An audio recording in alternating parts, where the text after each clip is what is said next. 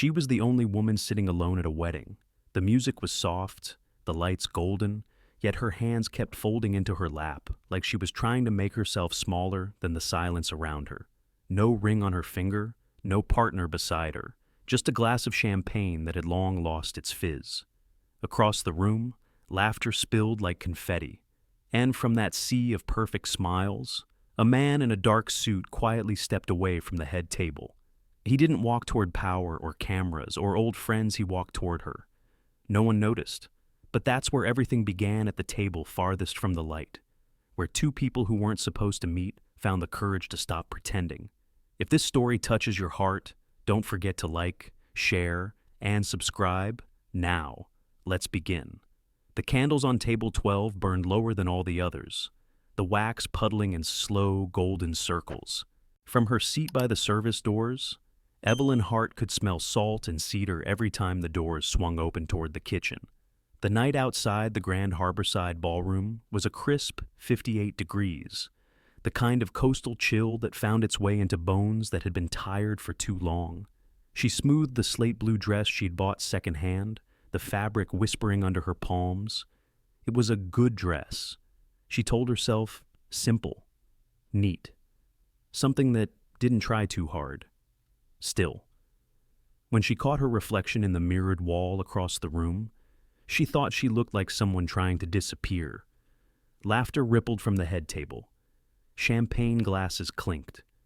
The band slid into a slow jazz number, one of those love songs that had no mercy for a single mother at a wedding. Her son, Mason, was upstairs in the kids' suite, probably half buried in marshmallows and Lego bricks. 11 o'clock pickup, another hour to get through. She reached for her glass of water, only to realize it was warm. No one had come by table 12 in a while. She was the table furthest from the spotlight, the one closest to the bus trays. When she first saw her name card there, she'd laughed quietly. It seemed almost poetic. "Mind if I borrow anonymity?" The voice came from behind her shoulder, low and textured like a baritone note. Eve turned. The man standing there was taller than anyone had a right to be, broad-shouldered, the black of his tuxedo softened by the lamplight. She recognized him from the ceremony. He'd been up front with the groomsmen, but had vanished afterward. He held his drink with an ease that didn't belong to the high society types near the stage. His tie hung slightly loose, the first sign of rebellion she'd seen all evening. She blinked. "Excuse me?" He smiled, faintly. "Every table near the front is a battlefield. I figured I'd retreat." He gestured toward the empty chair beside her. "This one taken." "No," she said before she could think better of it. When he sat, the air shifted. He didn't seem to notice the servers giving him startled glances, or the way whispers rippled through nearby tables like static. He was, she realized, one of those people who carried gravity with them, unaware or unwilling to use it. "I'm Cole," he said simply. "Cole Whitaker." The name landed like a soft echo in her mind. Whitaker Maritime Systems. The logo was on half the rescue equipment along the coast. He was that Whitaker, the kind people wrote about in business magazines. She tried to hide her surprise. "Evelyn Hart." He nodded, as if he already knew. Evelyn, Eve. The way he said her name unhurried, not flirting, just present, made her heart skip. They watched the dance floor for a moment. He loosened his cufflinks, turning them absently between his fingers. "You work with the bride, she's my cousin," Eve said. "We grew up together." And yet, he glanced at their table assignment. "You got the scenic corner by the door." She smiled thinly. "It's fine. Someone has to keep the fire exit company." He chuckled. That's one way to see it. The silence that followed wasn't uncomfortable. It felt like standing beside someone at the ocean space enough to breathe. Across the room, a trio of women leaned in close, eyes darting toward Eve. She could almost hear their murmurs. Single mom, still pretty. Shame about the husband. Cole's gaze followed hers. He didn't comment, but his jaw set slightly, a muscle flickering. He changed the subject. "You live around here just outside Portland. I run a small community clinic. Long hours, low pay, all the cliches. That sounds less like a cliché and more like the hard part people forget to mention, he said. Eve tilted her head, studying him. And you don't strike me as someone who hides at back tables. I do when I can. He took a sip of his drink. I'm supposed to be up front with the family. They like to parade success stories. Feels strange. She laughed softly. Poor you, with all that success. He smiled without offense. It doesn't buy peace. That's still a different currency. The band shifted to a waltz. The bride and groom moved through a ring of guests, her veil catching the light like sea foam. Eve felt the familiar pinch of loneliness beneath her ribs. Cole noticed. She saw it in the way he turned slightly toward her, voice low enough to make the room fade. You look like someone planning an escape route, he said. Maybe, she admitted. I just haven't decided whether it's rude to use it before dessert. He leaned back, glancing toward the hallway that led to the terrace. If you need air, the deck's 30 feet that way. I measured on the way in. She laughed then, a real laugh, soft and startled, escaping before she could stop it. For a second, she caught his expression, something between amusement and relief, like he'd been waiting to see if she could still laugh at all. Thanks, she said quietly. Anytime, he replied. The music swelled. A couple brushed past their table, perfume and champagne filling the air. Eve watched them, then turned back to Cole. So, she said, voice steadier, is hiding your usual wedding strategy. Only when I'm not brave enough to dance, he said, or when the company's better back here. She shook her head, half smiling. You don't even know me? I know you're the only person in this room not pretending to have fun, he said. That's something. She didn't know how to answer that. The truth was, she wasn't sure the ache in her chest was loneliness or habit. From somewhere near the stage, someone called his name, sharp, impatient. He didn't turn. Eve traced a fingertip around the rim of her glass. You should probably go. He shrugged. Maybe later. The candles flickered, catching the lines of his face, kind eyes, tired mouth. She wondered what kind of life could make a man both elegant and weary at once. When the song ended, applause rose around them. Cole leaned closer, his tone conspiratorial. Seriously, though if the air in here starts to feel like judgment, there's a view of the harbor that's worth it. 30 feet, she said. He smiled, give or take. For the first time that night, she didn't feel invisible, still. As he turned his gaze toward the dance floor again, she couldn't tell if he was a stranger passing through or the beginning of something that would complicate the quiet life she'd fought to build. Outside, the harbor lights shimmered on dark water, and the night waited, patient and full of questions. The deck boards creaked beneath their shoes, thin salt crusts glittering where the sea spray had dried. The wind had picked up to 12 miles an hour, just enough to lift the edges of Eve's hair and carry the sound of music through the open doors behind them. Cole leaned on the railing, his jacket unbuttoned now, bow tie undone. Below them, the harbor lights drifted over the black water like patient stars. He looked as though he belonged there, the faint smell of brine and varnish clinging to him, the kind of ease that came only to people who had grown up with windburn on their cheeks. I used to know every tide by heart, he said, nodding toward the dark line where the waves folded over one another. You could tell the hour just by watching how the moon hits the water. Eve hugged her arms. The chill bit at her bare skin, but she found herself smiling. You talk about it like it's a person. He smiled without looking at her.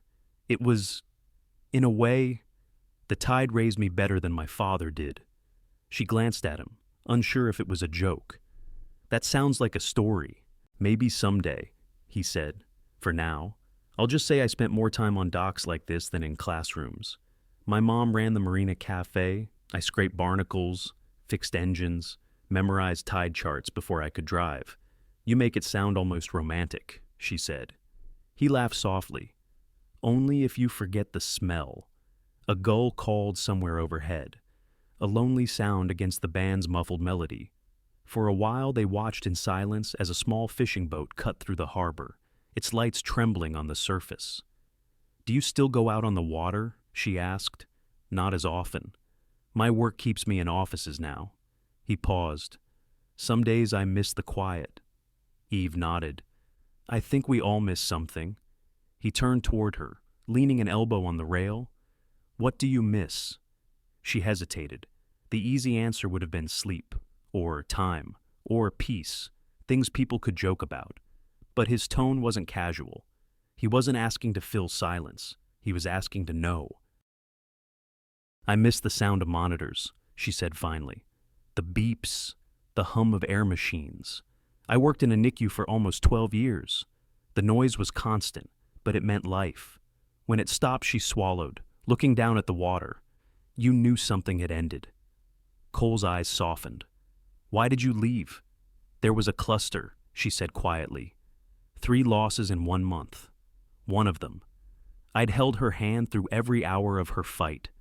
After that, I couldn't go back. She took a slow breath. Now I run a small clinic 6 miles inland. Mostly elderly care, asthma, kids with allergies. It's quieter, but sometimes too quiet.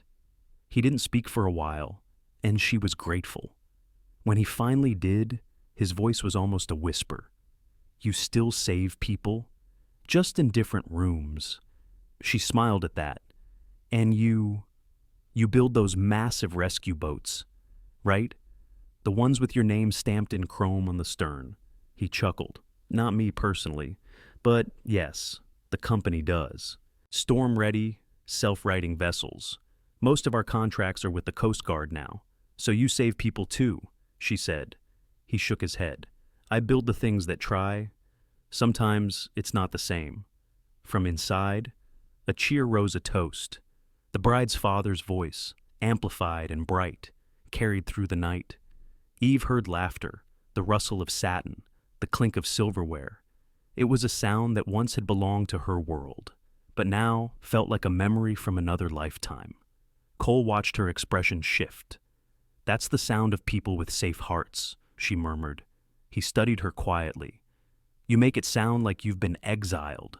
Not exiled, she said. Just different terrain. My friends married, had houses, plans. I had a son, bills, and exhaustion. The band slid into another waltz, the same song that had played at her own wedding 12 years ago. She stiffened. The notes carried across the deck like ghosts. Cole must have noticed. He didn't reach for her. He only shifted closer, enough that she could feel the warmth from his shoulder through the air between them. You don't owe anyone an explanation for sitting alone, he said quietly. The words landed deeper than he could have known. Eve turned her face toward the sea, blinking against the sting of wind. Sometimes it feels like I do.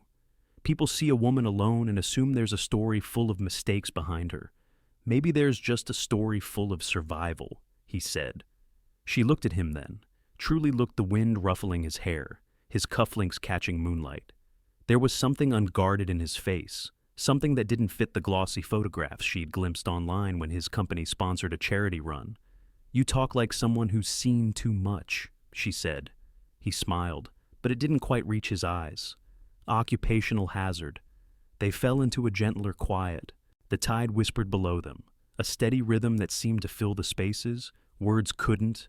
I should check on my son soon, Eve said at last. He nodded. The kid's suite closes at 11, right? Mm-hmm. He'll fight sleep like it's a sport. Smart kid, Cole said. Knows life's too short to waste unconscious. She laughed softly, surprised at how easily he drew that sound from her. You're strange. You know that I've been told. The music swelled again behind them. The bride and groom's laughter floated through the open doors. Cole lifted his eyes toward the ceiling of stars, the moon silvering the water. Funny thing, he said, almost to himself. No matter how far the tide pulls out, it always finds its way back. Eve followed his gaze. The wind brushed tears she hadn't realized had gathered at the corners of her eyes. Maybe that's the difference between the ocean and people, she said. The ocean doesn't let fear keep it from returning. He turned toward her then, his voice gentle but certain.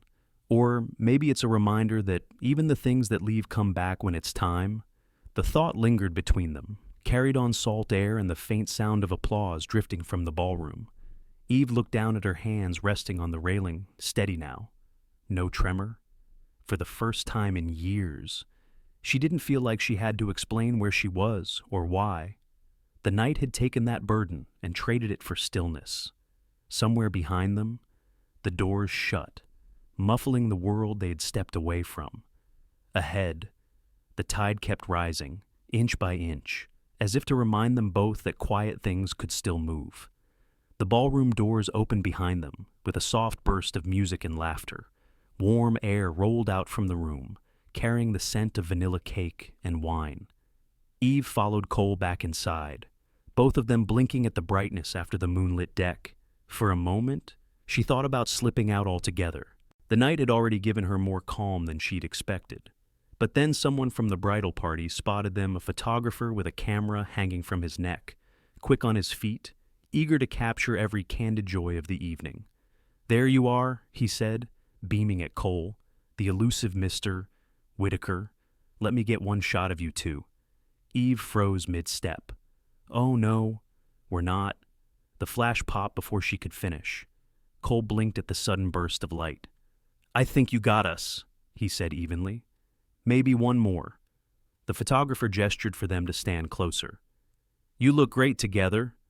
Eve opened her mouth to protest, but the murmurs from a nearby table reached her first, that sharp, knowing tone people use when they think they're whispering. "Isn't that the single mom from Portland? She brought a +1 after all." "Smart girl." The words pricked like needles. Eve's pulse raced. She felt heat climb the back of her neck, and she suddenly wished she could melt into the parquet floor. Cole noticed. Without hesitation, he stepped closer, his arm brushing the air beside her shoulder, not touching, but enough to create a shield. His voice was low, steady, meant only for her. "Breathe," he said quietly. "It's just a picture." The photographer snapped another flash. Cole tilted his head slightly toward Eve, his expression composed, protective. From the outside, it probably looked like affection. When the camera lowered, Eve managed a small nod. "I should get some air again," she murmured. "Good idea," he said. But before they moved, a bridesmaid in pale lavender passed by with a glass of champagne and a smirk. Guess she landed on her feet after all. She murmured to another woman. From single mom to CEO, good for her. The laughter that followed was soft, but it struck hard. Eve turned away, jaw tight. She hated how quickly shame could bloom, how one careless remark could undo months of hard-earned composure. Cole's voice reached her again. Quieter now, but with a steel edge underneath. "You don't have to stand here and let them narrate your life." Her throat felt thick. "It's fine. I'm used to it. That doesn't make it right." Something in the firmness of his tone made her look up. His expression wasn't pity. It was anger, controlled and deliberate, the kind that came from seeing too many small cruelties go unchecked. Before she could speak, the photographer appeared again, showing them the digital preview. "Beautiful shot. Want me to tag the newlyweds' social page?" Cole smiled politely. "No need. Let's keep this one just for them," he said, nodding toward the bride and groom. The man shrugged and wandered off. Eve exhaled, shoulders sagging. "This is why I hate weddings," she said softly. "I don't blame you," Cole replied. "They're a contact sport." That drew a laugh out of her, small but genuine. "You're not much for crowds either, are you?" "Not lately." He took a sip of water from a nearby table. People tend to project things onto faces they've seen in magazines. It gets weird. She tilted her head. "You're saying you're a victim of gossip, too. Hard to believe, right?" He smiled. "But yes. Every headline's a story someone else thinks they own." Their eyes met that silent recognition between two people who'd both been reduced to whispers. The band shifted songs again, a romantic waltz echoing through the chandeliers. Couples swirled to the floor, hands gliding, sequins flashing. Eve stepped back, instinctively retreating toward the quieter side of the room. Cole followed her with his eyes, then moved to stand beside her once more. "Don't worry," he said lightly. "I don't dance unless it's a survival requirement." She smiled faintly. "That makes two of us." For a moment, they simply watched the dance floor. The bride laughed, radiant, her veil catching the light like spun glass. Eve felt the echo of her own wedding night flicker a different dress, a younger face, a hope that hadn't known the taste of disappointment yet. The ache caught her off guard. She blinked hard, trying to steady herself. Cole noticed again. "You're somewhere else," he said quietly. "Just remembering when I thought things like this lasted?" He didn't respond right away. Then, in that same steady tone, he asked, "What happened?" She gave a half smile. "Life. He left. I stayed." Cole nodded once, as if that told him everything. Maybe it did. The song reached its final chorus. The couples turned, laughing, dipping, the perfect picture of belonging. Then Cole leaned closer, his voice a whisper that barely cut through the music. "If you want." She looked up, startled by the softness of it. He hesitated just long enough for her to catch her breath.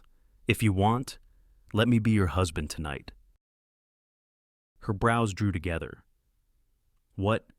Just for the rest of this evening," he said, still quiet, eyes steady on hers.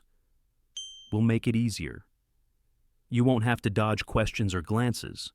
I'll play the role until you get your son and head home." She stared at him, half stunned, half amused. "You're serious, completely. It's a practical solution. And what happens when people ask how long we've been married? We'll improvise," he said. "I'm good at that." Eve shook her head, trying not to laugh. "You're impossible. Maybe, but you look like you could use a little impossible right now." Her first instinct was to refuse. Pride, habit, fear, all of it tangled in her chest. But then she saw the bridesmaids' group glance over again, saw the camera flash in their direction, saw the way judgment hung in the air like perfume. She drew a breath. "All right," she said softly. "Just for tonight." Cole's smile was small but certain. "Then we'll start now." He straightened his tie, stepped subtly closer, and let his presence do the rest, not possessive, not performative, just steady. When the photographer swung by once more, Eve didn't flinch this time. Cole's voice brushed her ear as the shutter clicked. "See easy," he murmured. It was supposed to be a simple gesture, a shield against gossip, but the warmth that rose between them said otherwise. Eve looked up at him, the light from the chandeliers catching the faint lines near his eyes. For a moment, she forgot the noise, the whispers, the world watching. Somewhere inside her, something long dormant shifted, not quite trust, but the first fragile step toward it. "Okay," Eve said, lowering her voice as the music swelled again.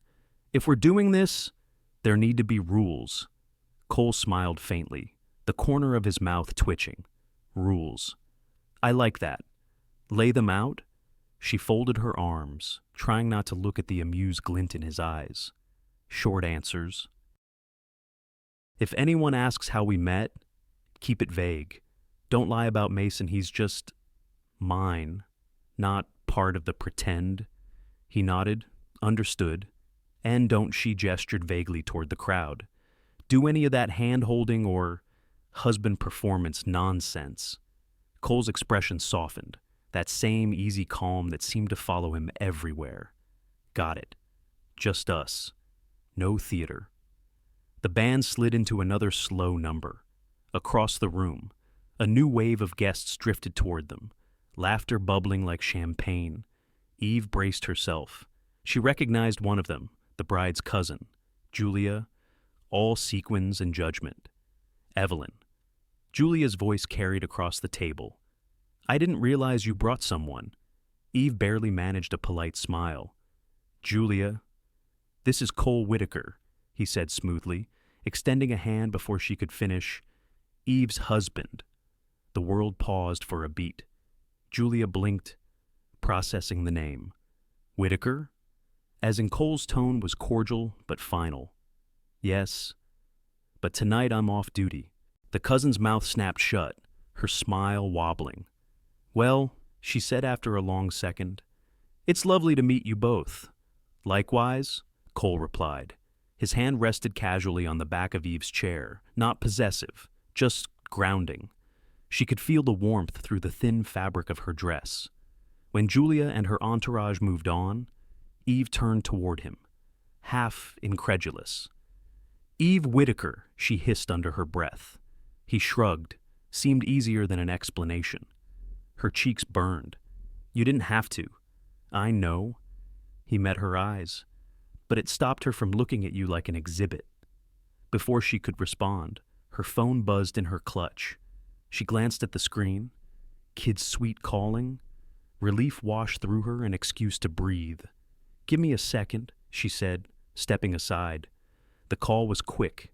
Mason's voice chimed faintly in the background, high and eager. "They're making s'mores. Mom, can I stay 20 more minutes?" She smiled, her chest softening. "Sure, sweetheart. Be polite and brush your teeth when you're done." "Okay, I will. Love you too." She hung up, glancing back at Cole. He was watching her, expression unreadable. "He sounds like a good kid," Cole said. "He is better than I deserve most days." "I doubt that." She tucked the phone away. "He's the reason I can't just disappear for a night. Even here. I keep checking the clock." "You're a mother," he said simply. "That's what love looks like, with an alarm attached." She let out a laugh that came from somewhere deeper than amusement. "You're not bad at this. At pretending he teased. At reading people." He smiled at that, and for a brief second the noise of the room faded into something softer. Then, from across the table, someone called out, "Eve, there you are." It was Melissa, the bride herself, still radiant despite the late hour, trailing a half-empty glass of champagne. "We're taking couple portraits before the bouquet toss." "You two have to join." Eve blinked. "Oh, she'd love to," Cole said before she could refuse. Eve shot him a look that could have sliced glass. He only grinned, unrepentant. They followed Melissa to the photo backdrop, a wall of white roses and fairy lights that shimmered like frost. A line of pairs was already forming newlyweds, siblings, old sweethearts. Eve's heart thudded as they took their place. She whispered through clenched teeth. "We can't actually relax," Cole murmured. "It's just a picture. We'll make up a harmless story if anyone asks later." What kind of story, he thought for a moment, eyes drifting toward the light-strung ceiling. Something simple, not a fairy tale. Just two people who kept showing up. Her brow furrowed. Showing up. He looked back at her, a faint smile tugging at his lips. That's all marriage really is, isn't it? Showing up when it's hard, showing up when it's dull. You don't need a grand romance, just consistency. The photographer raised his camera. Ready. Cole leaned slightly closer, his voice brushing her ear. "Just look toward the light." The flash went off. For the span of a heartbeat. The noise, the whispers, the years between them all vanished. They might have looked convincing. They might even have looked real. When the flash faded, Eve stepped back, blinking. Her pulse still hadn't settled. "You're dangerous with words," she said softly. He chuckled. "I prefer effective." They wandered back to their table, plates of dessert half-eaten, champagne going flat. The energy of the night had shifted less formal, more human. Someone started an impromptu sing-along near the piano, and the older guests joined in with endearing enthusiasm. Cole leaned closer, speaking just above the laughter. "So, Eve Whitaker," he said, testing the name again. "What's our backstory?" She shook her head. "We don't need one. Humor me." Eve thought for a moment, then said quietly, "We met volunteering. No sparks, no lightning. Just two tired people in the same place at the right time." He nodded. "That works. And we stayed," she added, surprising herself with the ache in her voice. "Because neither of us was very good at leaving." Cole's gaze softened, the hint of something unspoken flickering there. That's not a bad story. It's not glamorous. Neither are most good things, he said, from a nearby table. A woman smiled at them warmly, her expression changing the kind of shift Eve noticed often, curiosity melting into acceptance. The whispers had quieted. Whatever performance they were giving, it was working. Eve took a small sip of her drink, the fizz catching her throat. You're enjoying this too much. Maybe, Cole admitted, but seeing you not flinch when people look, that's worth the act. Her gaze dropped to the tablecloth. It's been a long time since I felt not defensive. Then tonight's doing its job. She smiled at him just a trace, but it reached her eyes. Careful. You're starting to sound like a decent husband. He lifted his glass slightly. Temporary arrangement, he said, expires at 11. Her phone buzzed again. A text from the kid's sweet Mason's falling asleep by the fire pit. We can keep him until pickup. Eve exhaled, glancing at the clock. Looks like we've got 20 more minutes. Cole raised an eyebrow. Then let's make them good ones. Outside, waves brushed against the dock pilings, steady and rhythmic, as though the night itself was keeping time with their uneasy truce. Inside, laughter and light swirled around them, blurring the line between what was borrowed and what was beginning. The elevator hummed as it climbed, its brass numbers blinking upward. 3, then back to 2. It was nearly 11, the air in the hallway thick with the sweet smell of melted marshmallows drifting from the kid's suite down the corridor. Eve walked a step ahead, shoes in hand, the hem of her dress brushing against the carpet. Cole followed, jacket folded over his arm, looking more like a man at ease than any CEO had a right to be. At the door marked Children's Lounge, muffled laughter spilled through. Someone was telling a ghost story with the kind of exaggerated drama only 10-year-olds could muster. Eve pushed the door open. Mason was sitting cross-legged by a small electric fireplace, his hair a mess of curls and sugar. His paper plate, once filled with s'mores, was now an art project of chocolate fingerprints. When he saw her, his face lit up. Mom Eve's chest softened instantly. Hey, buddy, you having fun? Yeah.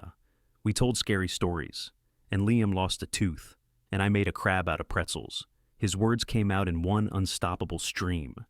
Then his gaze flicked up to Cole, who lingered a respectful distance behind her.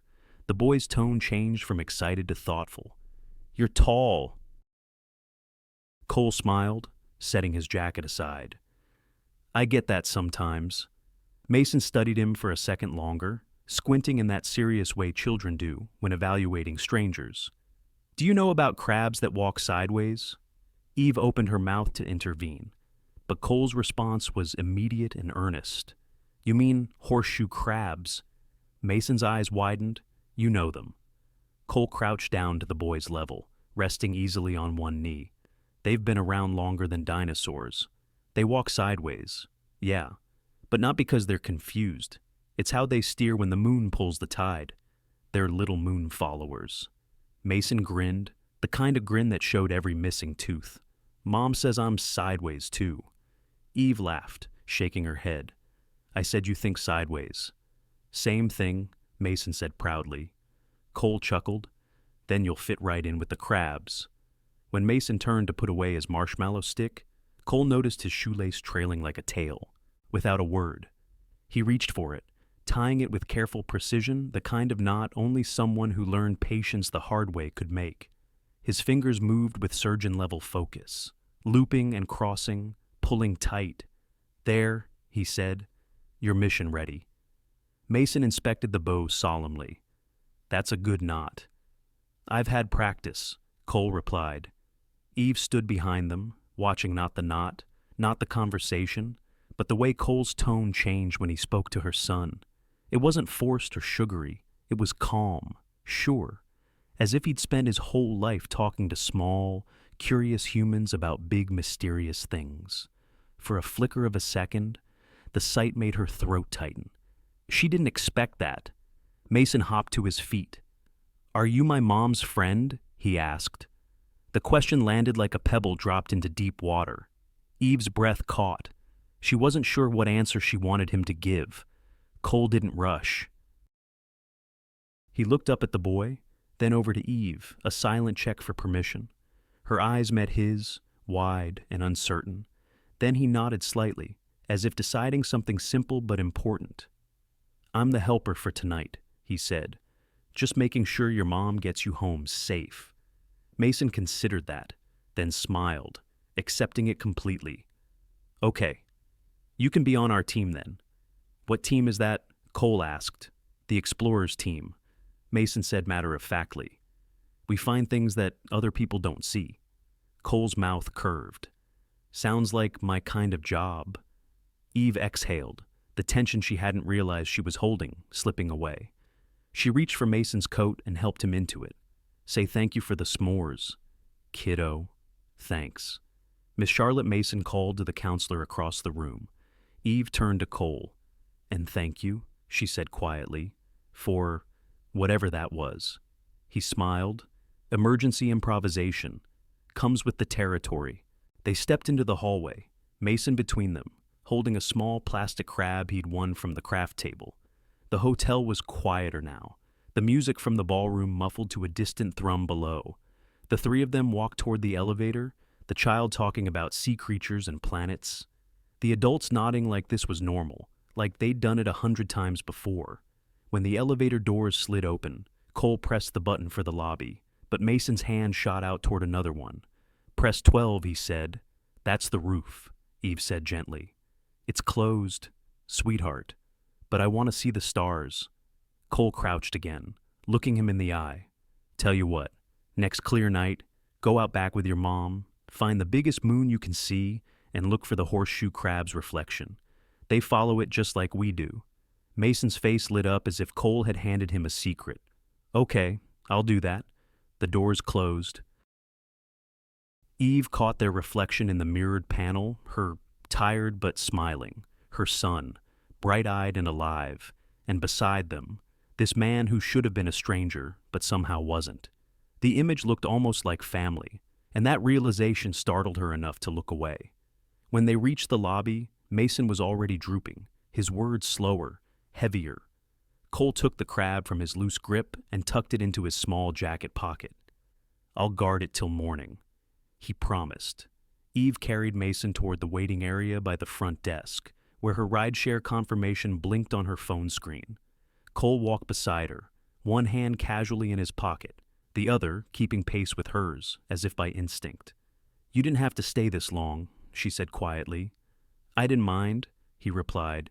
"It's been a while since I talked about horseshoe crabs." She glanced sideways at him. "You're good with them. Kids don't need much," he said, "just someone who listens all the way."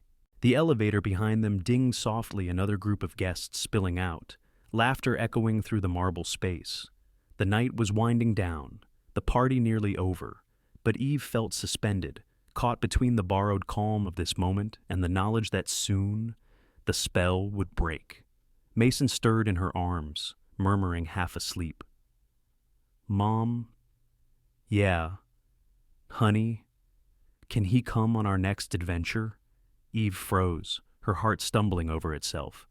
She looked up at Cole, who smiled softly, shaking his head just enough to let her off the hook. "We'll see," she said, pressing a kiss to Mason's hair. "Good answer," Cole murmured. The car pulled up outside, headlights cutting through the glass doors. Eve shifted Mason carefully, his head resting on her shoulder. For a second, neither of them moved. "Good night, helper," she said finally. "Good night, explorer," he replied, voice low. She smiled, unsure whether he was speaking to Mason or to her. Maybe both. Then she turned toward the doors, her reflection splitting in the glass, two figures on opposite sides of something fragile and unspoken. As she stepped out into the cool night, the hotel lights glimmered against the water like fallen stars. Cole watched until they disappeared into the dark, the faint trace of a child's laughter still echoing in his mind. The night air inside the hotel corridor felt gentler than the wind, outside soft carpet underfoot. Faint notes of lilies from the centerpieces the staff had already begun to clear. Eve walked beside Cole toward the lobby doors, Mason's crab toy still in his pocket. They didn't speak at first. The silence wasn't heavy. It was the kind that followed a shared exhale. Cole glanced at her as they passed a wall of framed nautical sketches. "So, how do you take your coffee?" Eve blinked, thrown by the normalcy of the question. "What coffee?" he said, smiling. "If I ever see you again outside a wedding, I should probably know how to order it." She tried not to laugh. "Black, always, efficient. You sound disappointed." "I was hoping for something complicated," he said. "You know, whipped cream, cinnamon dust, artistic foam. I save my drama for Tuesdays." He chuckled. "Good policy." They turned a corner, their reflections stretching in the glass along the corridor. Her shoes clicked softly. His stride matched hers without thought. Somewhere down the hall, a cleaner's cart rolled past, the faint smell of citrus following. "You really grew up on boats?" she asked. "Half my childhood," Cole said. "My mom said she could tell the weather by my moods. If I was quiet, the tide was turning." "Were you ever wrong once?" he said. "But the storm hit anyway." Eve smiled. "You should put that on a greeting card." He gave a mock bow. "You'd be surprised how well moody metaphors sell." They shared an easy laugh, soft, private, the kind that didn't need an audience. It was strange how simple it felt to walk beside him now. No pretense, no performance, just the echo of two sets of footsteps in an expensive hallway. Then a voice, crisp and familiar, sliced through the air behind them. Evelyn Eve's stomach dropped. She turned to see a woman in her early 70s, elegant in a pearl gray shawl, standing near the elevators, silver hair pinned in its usual perfect coil. Mrs. Garrison, her ex-husband's mother. "Oh," Eve said, summoning a polite smile. "Mrs. Garrison, I didn't realize you were here." "I came for the reception," the older woman said, eyes flicking from Eve to Cole and back again. "Thomas's family and I go way back." "Of course," Eve replied evenly. "It's good to see you, Mrs." Garrison's lips curved into a smile that didn't reach her eyes. "And who's this?" Cole extended a hand with quiet composure. "Cole Whitaker." "Ah." The woman shook his hand delicately. "A friend." Eve opened her mouth, but Mrs. Garrison was already continuing, voice honeyed with judgment.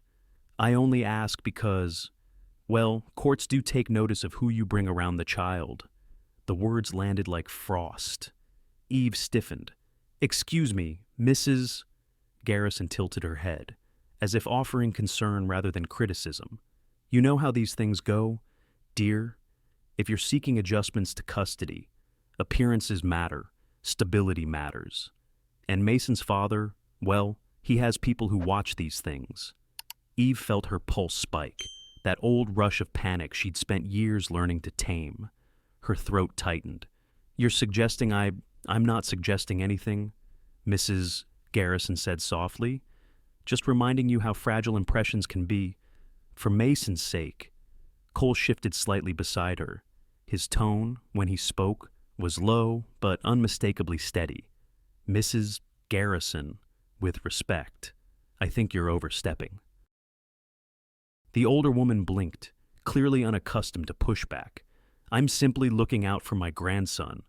"You're not," Cole said evenly. "You're policing his mother." The silence that followed was thick enough to hear the air conditioning hum. Eve stared at the patterned carpet, her breath shallow. She hated that this woman still had the power to make her feel small, to summon the ghosts of courtroom benches and custody negotiations and clipped voices questioning her choices. "Not tonight." She lifted her head. "Mrs. Garrison," she said, her voice low but clear. "Mason's stability isn't your spectacle." The older woman's expression faltered, surprise flickering before indignation took its place. "I beg your pardon. You don't get to decide who I stand next to or what it means," Eve continued, her heartbeat in her ears. "You don't get to reduce my life to a headline for your son's benefit. Mason has a stable home, and it's because I built it, not because you approved it." For a long moment, the only sound was the faint echo of the ocean through the glass doors at the end of the hall. Mrs. Garrison's lips tightened, but she said nothing. She gave a curt nod, turned, and walked briskly toward the elevators. Eve exhaled, trembling, realizing only then that her hands were clenched at her sides. Cole didn't speak. He didn't need to. He simply stood there, a quiet presence beside her, eyes steady, not pitying, not proud, just present, respect in its simplest form. When she finally looked up, he offered a small, almost imperceptible nod. "That was brave," he said softly. "That was overdue," she corrected, voice still shaking. "I've spent years letting people like her talk over me." He tilted his head. "She's not used to people talking back." "Is she?" "No," Eve said. "Neither am I." The elevator at the far end dinged, closing behind Mrs. Garrison. Eve stared after it for a moment, then drew a slow breath and started walking again. Cole fell into step beside her. The tension ebbed gradually, replaced by the hollow fatigue that always followed confrontation. "Sorry you had to see that," she murmured. "Don't be," Cole said. "You handled it. Barely still counts." She gave a small, disbelieving laugh. "You always sound like you're quoting something." "Maybe just practice," he said. "A lot of people underestimate quiet voices until they get close enough to hear the steel." They reached the end of the corridor. Through the tall glass doors, the harbor lights shimmered like faint stars, reflected in the black water below. Eve paused, her reflection ghosting against the glass-tired eyes. Smudged lipstick, but a posture straighter than it had been an hour ago. Cole looked at her reflection too. "You're steady," he said quietly, "even when you don't think you are." She met his gaze in the glass. "You make that sound like a compliment." "It is." For a moment, she didn't know what to do with the softness in his tone. It wasn't flattery, it was recognition, the kind she hadn't heard in years. They stepped through the doors. The night met them again, cooler now, carrying the faint hum of the sea and the distant thud of music winding down upstairs. Somewhere far below, waves lapped against the dock, patient and rhythmic. Eve looked toward the water. Funny how people think stillness means weakness. Cole followed her gaze. Still waters cut the deepest channels. She smiled faintly. "Another greeting card." He grinned. "You'd buy it?" "Maybe," she said, "if it came with coffee." They walked toward the line of waiting cars, their shadows stretching ahead of them on the stone path. Behind them, the hotel loomed lighted windows, echoes of music, the scent of salt and lilies lingering like memory. For the first time in a long while, Eve didn't feel like she was running from something. Just walking forward, one steady step at a time, beside someone who didn't need to lead or rescue, just walk with her. Monday mornings always carried a hum at the clinic, part coffee machine, part chaos. The building itself was an old brick schoolhouse near the edge of Portland's East End, its halls repurposed into exam rooms painted the color of calm seas. Eve unlocked the front door a little before 7. The air was sharp with ocean mist, the windows still fogged from the night chill. She set down her bag, flicked on the lights, and was greeted by the faint whir of the old ceiling fans that never quite stopped complaining. On her desk sat a letter, sealed in a crisp white envelope with a faint watermark, Mariner Health Initiative. She frowned. She hadn't seen that name before. She slid it open with a paperclip, her eyes scanning the neat print. "We are pleased to extend an emergency bridge grant to the Portland Community Clinic in the amount of $42,000 effective immediately. No application required. Funding provided anonymously through the Coastal Philanthropic Network." Her hand stilled. She read it twice, then a third time, her heart climbing into her throat. 12 weeks of funding. 12 weeks of keeping the doors open. She sank into her chair, a smile creeping across her face before she could stop it. Outside, the first bus rumbled by. The city was waking, slow and soft. Eve leaned back, exhaling. For once, the air didn't feel so heavy. By 9, the clinic was alive with a day's rhythm patient signing in, nurses moving like choreography, the scent of antiseptic layered with coffee. Eve was refilling chart folders when Nora, the receptionist, popped her head in. "Delivery for you," she said. "Boxes, lots of them. And the driver looks expensive." Eve raised an eyebrow. "Expensive?" Nora shrugged. "He's wearing a jacket that probably has its own accountant." Eve followed her to the front, curiosity stirring. In the small waiting area stood Cole Whitaker, sleeves rolled to his elbows, next to a stack of unopened cartons stamped with the blue logo of Whitaker Maritime Systems. He looked up at her and smiled. "Morning. Dr. Hart." She blinked. "You can't just appear out of thin air like that." "Technically, it was a delivery truck," he said, less magical. She glanced at the boxes. "What is all this first aid kits?" he said. "The compact waterproof kind. We overproduced last quarter. Figured a few dozen might be more useful here than in a warehouse." "Cole," she said slowly, "this looks like more than a few dozen?" He leaned against the counter. "Unbothered, 52, technically. We're calling it community outreach." She folded her arms. "You didn't have to do that?" "I didn't," he said. "My logistics guy did. I just approved the invoice." Eve shook her head, smiling despite herself. "You're impossible." He feigned offense. "That's what everyone keeps saying." The staff buzzed around them, carrying boxes to storage, murmuring thanks. For a few minutes, the clinic felt lighter, as if the world had finally tilted in their favor. Still, a small part of her couldn't ignore the coincidence, the grant letter, the boxes, the timing. When the last of the cartons disappeared into the back room, Eve walked him to the door. "So," she said casually, "how's the tide this week?" He looked amused. "That's an odd way to ask what you're really asking." "I'm just saying," she said, pretending to study the ceiling. "It's strange how generous the ocean's been lately." He chuckled. "Are we still talking about the sea? Maybe?" He adjusted his cuff, eyes dancing. "If you're implying I had anything to do with mysterious philanthropy, I'll have to deny it on record." "On record," she echoed. "You sound like a man who knows how to hide a paper trail, or one who knows how to write one," he said. Eve sighed, smiling. "You're not going to admit it, are you?" "Nope." "Well, thank you anyway," she said softly. "For the kits, for whatever the rest of this is." He nodded once, that same quiet grace she was beginning to recognize. "Just doing what I can." The bell over the door chimed as he stepped outside. The gray sky had begun to brighten, sunlight slipping through the mist like forgiveness.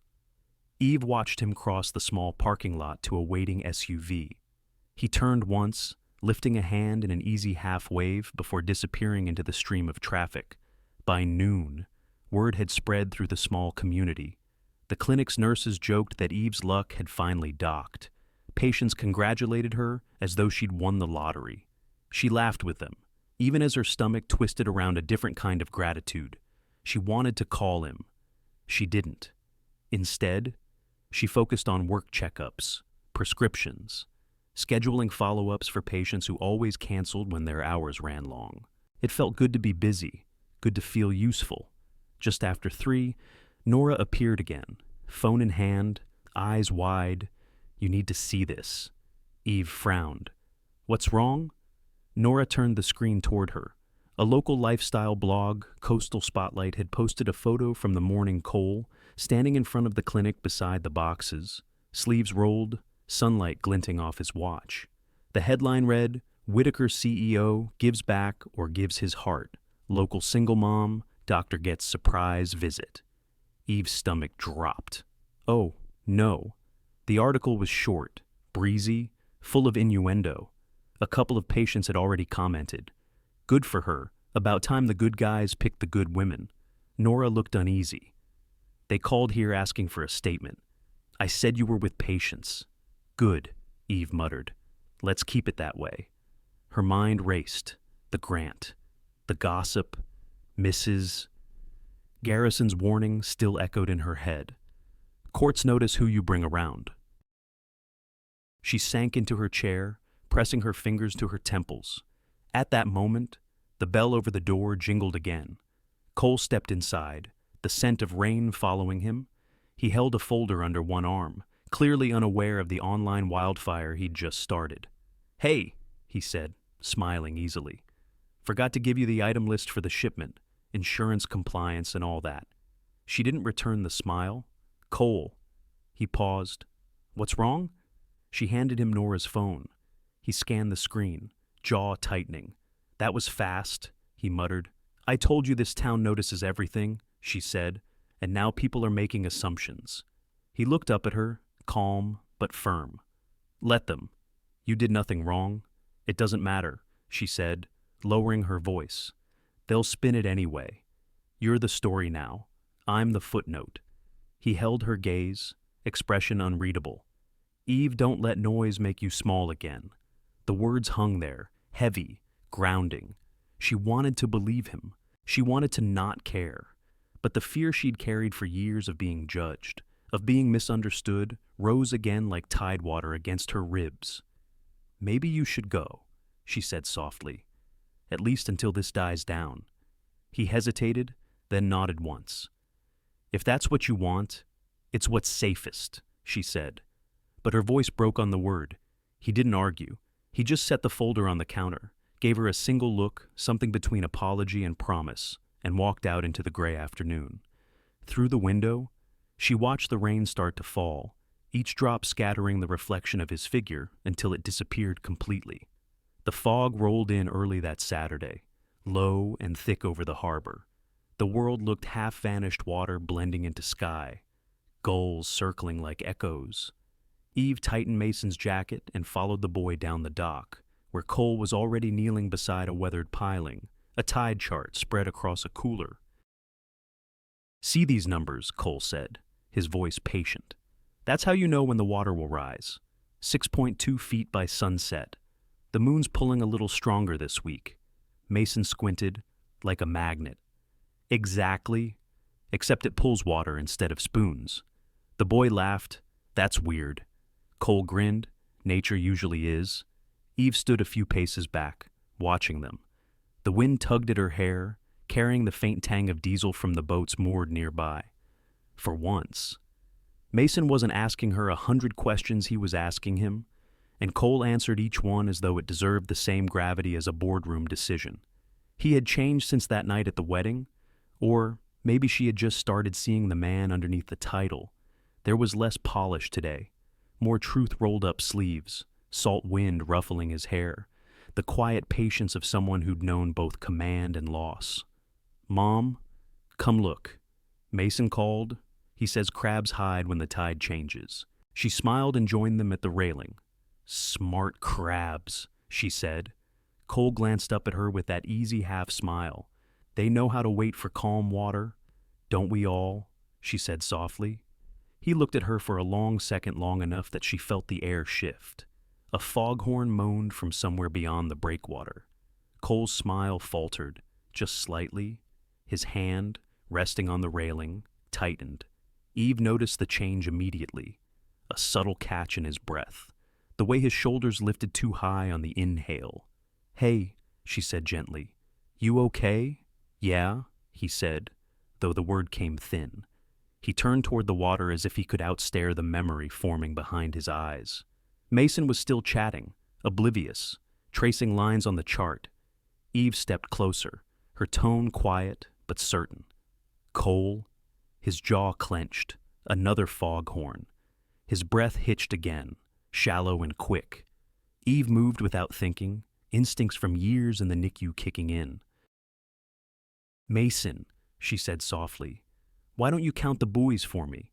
Start from that red one." The boy nodded and skipped down the dock. Eve stayed beside Cole. "Look at me," she said gently. He did. His eyes were distant, clouded by something she didn't yet know. "Breathe with me," she said. 4 in, 7 hold, 8 out. Ready. He tried to speak but couldn't. "It's okay," she said. "Just follow my voice." She inhaled slowly, counting under her breath. 1, 2, 3, 4. She watched his chest rise. Hold 1, 2, 3, 4, 5, 6, 7. and out.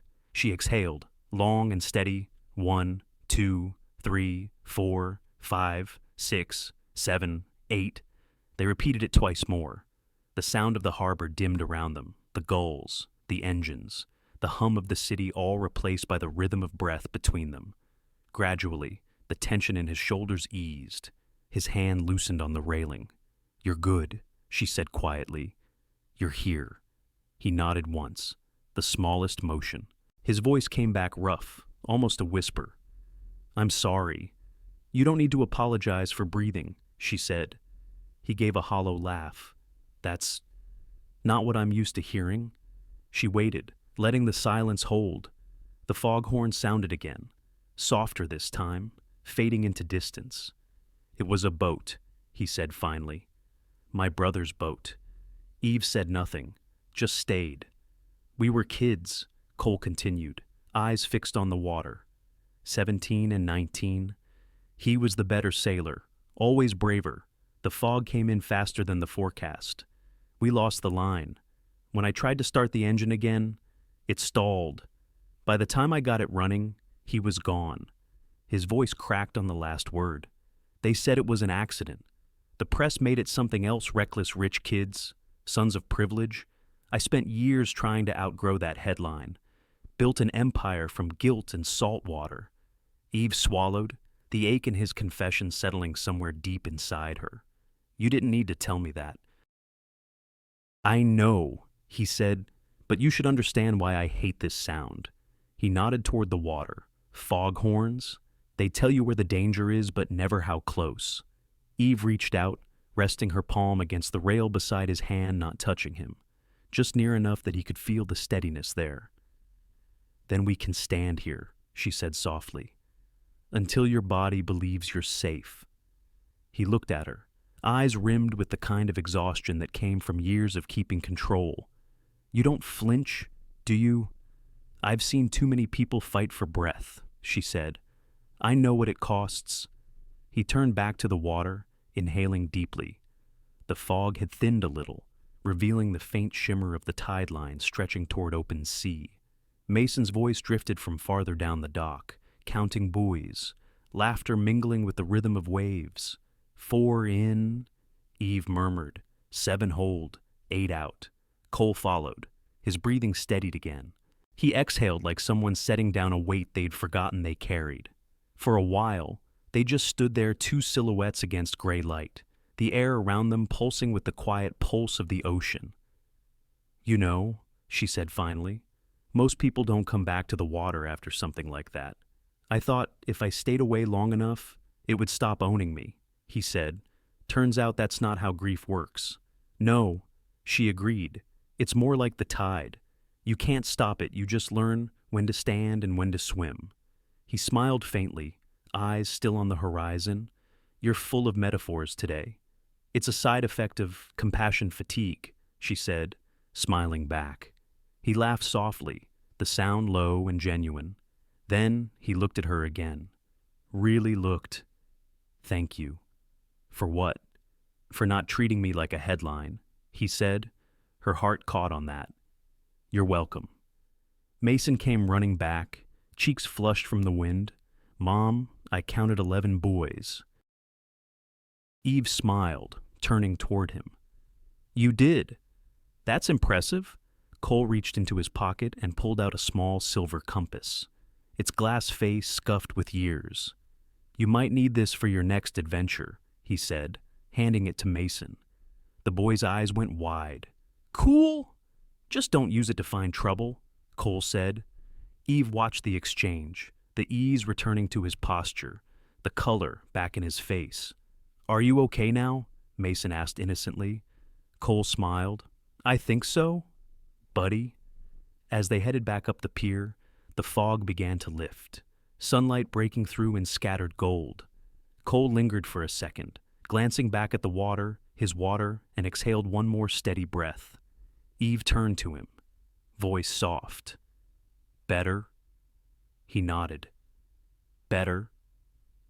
But as they walked, she could still feel the ghost of that moment, his panic, his honesty, the fragile trust he'd placed in her hands. It wasn't love, Not yet. But it was something stronger than fear, the beginning of belief. It began with a headline that sounded almost harmless. From ballrooms to back rooms, CEO funds single mom's clinic. By Monday morning, the story had spread like spilled ink across Portland's small media circuit. The same photo from before Cole outside the clinic. Sleeves rolled, sunlight on his face, now sat at the center of a long, insinuating piece that paired facts with shadows. Donations became personal favors. A bridge grant became an arrangement. And Eve's work, her life's anchor, was suddenly reframed as a romance scandal. She read the article 3 times, each sentence colder than the last. By noon, her voicemail was full. Reporters, former colleagues, even her ex-husband's attorney. When she walked into the clinic, the nurses felt quiet mid-conversation. Nora wouldn't meet her eyes. The same space that had always smelled of disinfectant and hope now smelled faintly of fear, the kind that spreads faster than gossip itself. She kept her chin high, though her hands shook while she poured her first coffee. By the time Mason's school called a reminder about Wednesday's field trip, she was already bracing for the next blow. It came that evening. A plain envelope slid through her mail slot, embossed with a familiar legal crest, Garrison and Fields. Family law. Eve sat down on the stairs to open it, her knees suddenly weak. Petition to modify visitation. The first line read. Her eyes skimmed downward, citing potential instability and inappropriate public conduct affecting minor child. There, attached like an exhibit in a museum of humiliation, was a printed screenshot of the blog post, her clinic's photo, her name, and a caption that now seemed designed to destroy her. She didn't realize she was trembling until Mason's small voice came from the living room. Mom. She folded the papers quickly, forcing calm into her tone. Hey, bud. Homework done. He nodded, holding his toy compass from Cole. Can Mr. Cole come over sometime? He said he'd show me how to read real maps. Her throat closed. Maybe not for a while. Honey. Why not? Because grown-ups need to sort of few things out. He studied her face the way only children can, with unfiltered intuition. Did you have a fight? No, she said too quickly. Nothing like that. But her voice cracked on the last word, and Mason's brow furrowed. Okay, he said softly, turning back to his drawings. She knew he didn't believe her. 2 hours later, she stood in the cold on her porch, phone pressed to her ear. Cole answered on the second ring. Eve, have you seen it? She asked. I have, he said. My PR team called first thing. We're handling it. Handling it. She laughed, brittle and tired. They're calling me unstable. They're saying my son's welfare is at risk because of you. He was silent for a beat. Then I'll release a statement. Take responsibility for the grant. Clear your name. That'll make it worse, she said. You can't spin this. Not without dragging the clinic into more headlines. I don't care about headlines, he said. I care about you. She closed her eyes. You think that helps right now? The line went quiet. The wind pressed against the porch screens, rattling like breath caught in a chest. I never meant to make this harder for you, Cole said finally. His voice was low, careful. The grant was supposed to buy you time, not paint a target on your back. Eve's throat ached. Intent doesn't matter anymore. Perception does. My ex's mother filed to change visitation today. She's using that article as proof that She couldn't finish. Cole swore softly under his breath. Then I'll testify. I'll tell the court everything. No, she said sharply. That's the last thing I need. A billionaire CEO walking into family court like my knight in shining optics. He didn't argue, just breathed on the other end, the sound of someone holding back everything they wanted to say. Eve, he said finally, quieter now. Don't let them shame you for something good. What we built your clinic, that community, it's real. They can't take that. She swallowed hard. They can take my son.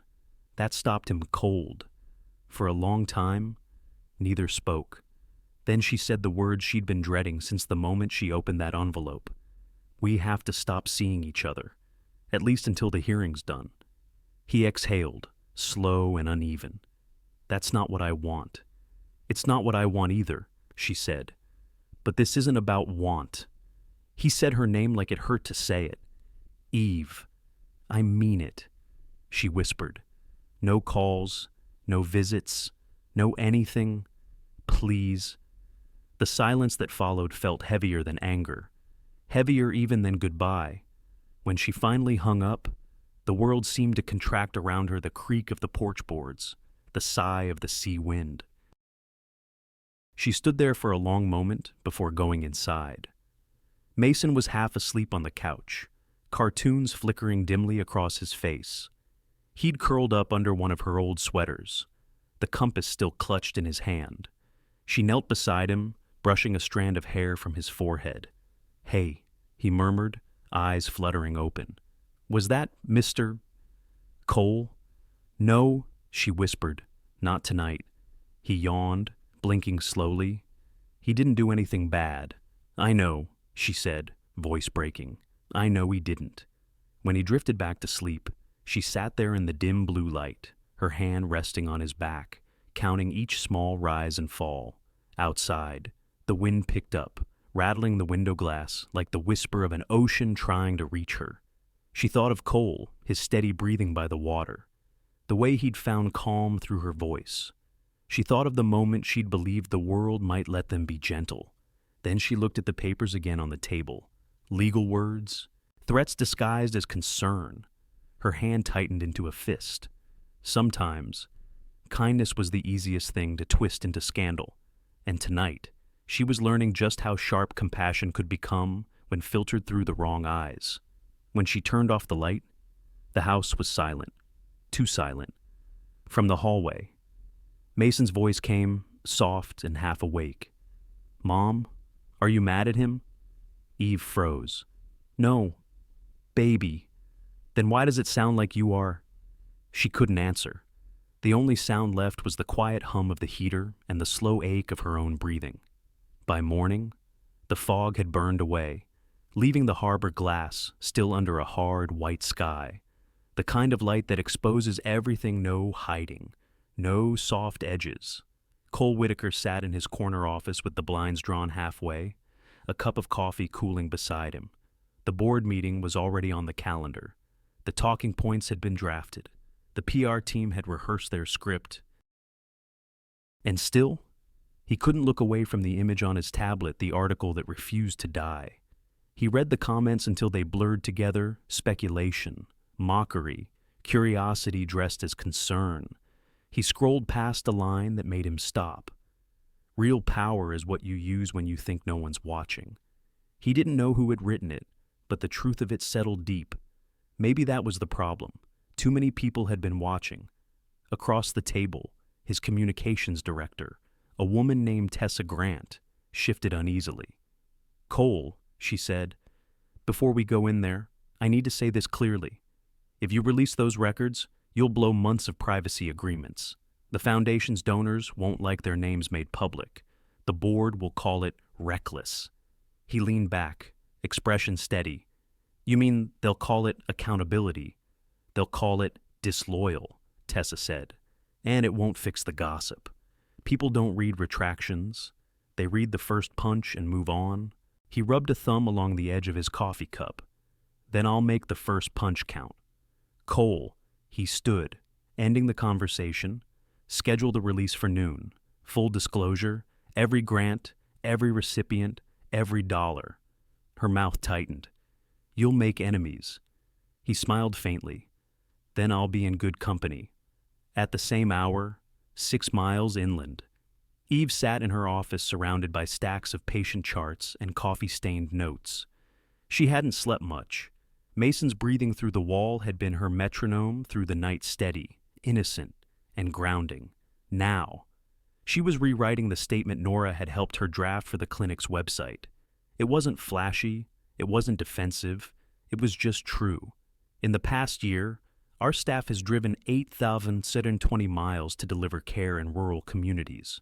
We've treated 147 patients who couldn't reach a hospital, administered 4,300 vaccines, and attended 22 births at home when winter storms closed the roads.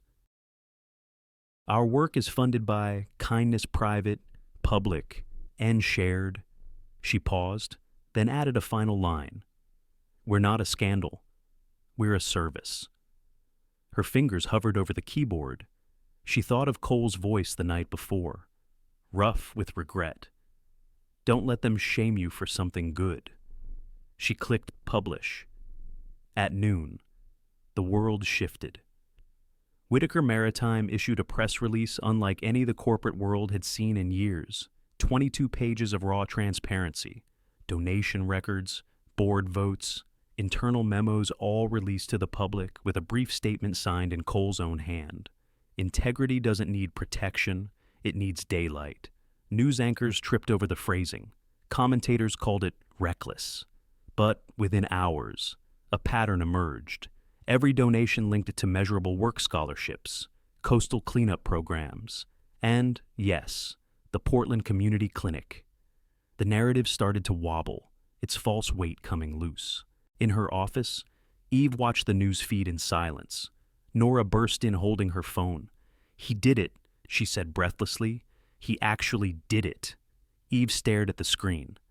There he was, standing behind a podium, suit pressed but face tired, answering questions with a calm that didn't come from strategy. It came from peace. Mr. Whitaker, a reporter shouted. Was this woman a personal relationship or a professional one? Cole looked straight into the camera. Both relationships deserve respect, he said simply. But the one that matters most is the community she built. If you're looking for a story, write about that.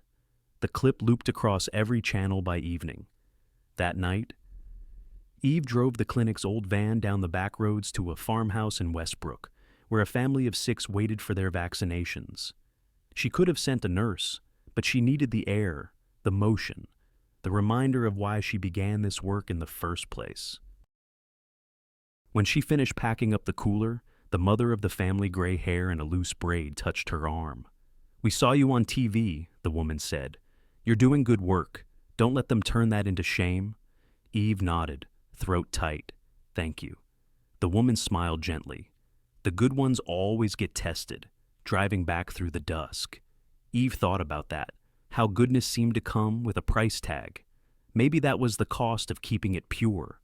Her phone buzzed at a red light, a message from an unknown number, but she knew who it was before she opened it. Didn't say your name in the press conference. Didn't need to. They know the truth now. She typed back, You didn't have to do that. Sure I did, came the reply. We both did.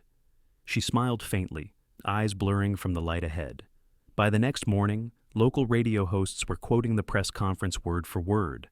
The tide of public opinion had shifted again, not a flood, but a slow, sure current of understanding. Donations to the clinic tripled overnight. A retired nurse stopped by with a casserole.